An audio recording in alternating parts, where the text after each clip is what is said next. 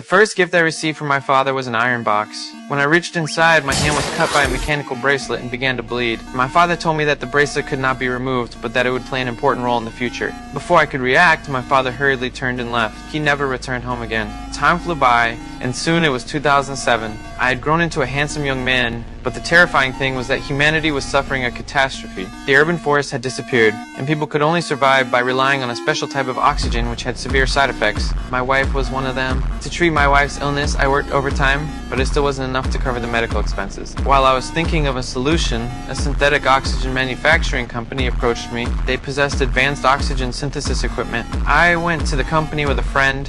The female boss was very happy to see me. She told me that I could save the world. I was stunned upon hearing this and turned to leave, but the female boss stopped me. Then, the female boss took me to a machine. She said this machine could travel through time and space. They had received a message from 400 years in the future. The sender had specifically requested me to go there, saying that I could save all of humanity. The female boss then said if I went, she could provide my wife with the best oxygen. For the sake of my wife's safety, I decided to give it a try. Soon, the tech company prepared a spacesuit for me and a multifunctional intelligent assistant. Soon, I put on the spacesuit and was sent into the time machine. As the time machine's countdown reached 0, I embarked on a journey to save all of humanity. I then rushed to a crack